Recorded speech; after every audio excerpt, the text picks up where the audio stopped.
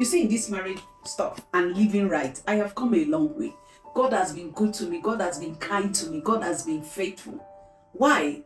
Because when the years that my head was, how will I put it? I have coconut head, and I was not following what the word of God asked me to do in my marriage. It wasn't a funny experience. But you see, when I went to the Lord to start making inquiry as far how to make my marriage heaven on earth, the Lord started pointing out the things I was doing wrong.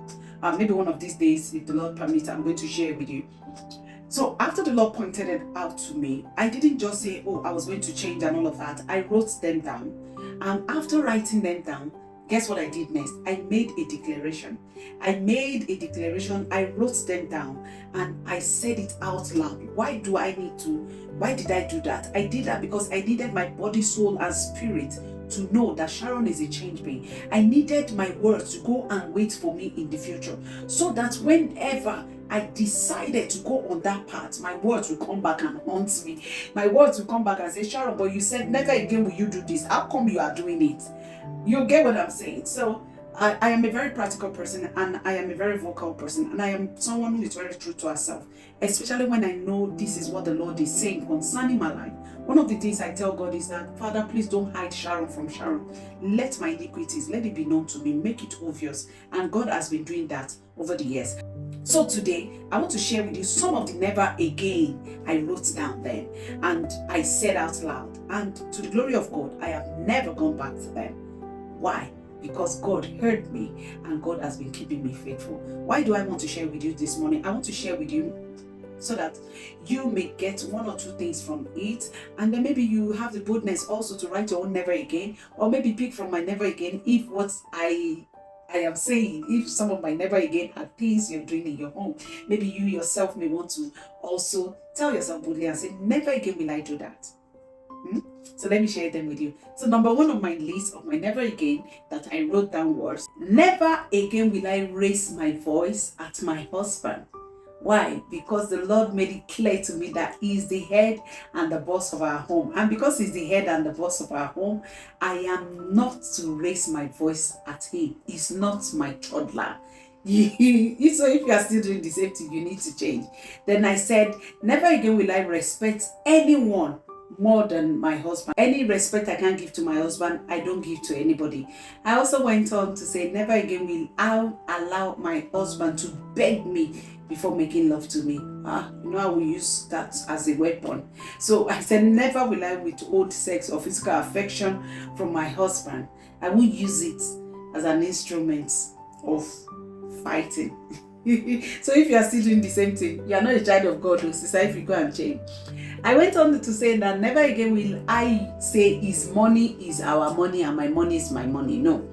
We are supposed to be one, and financially we are also to be one. So his money is our money, my money is our money. We can do the same thing.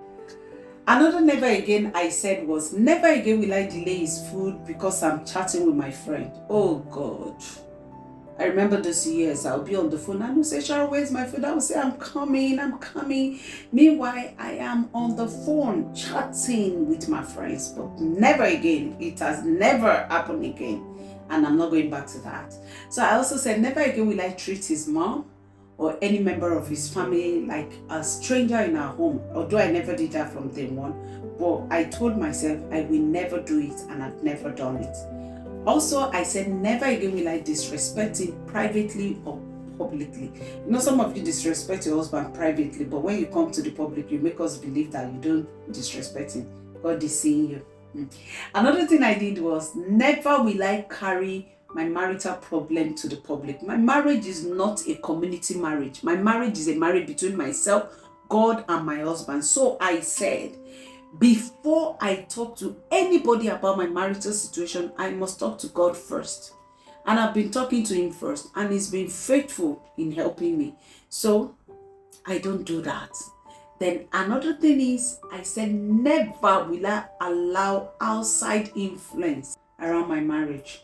My marriage is purely between my husband and I and God. So no external influence coming.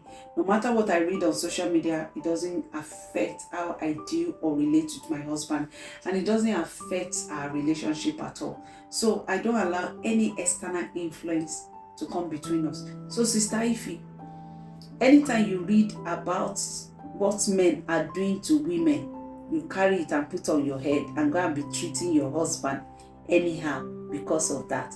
Is it your husband they mentioned in that post you saw? Because they said men. Is your husband's name men? Is your husband men? Let's tell ourselves the truth. Let's tell ourselves the truth. So you've heard some of my never again.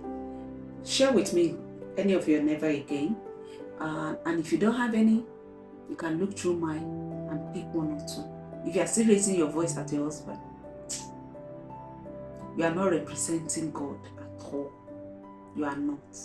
I'll see you tomorrow by the grace of God. Bye.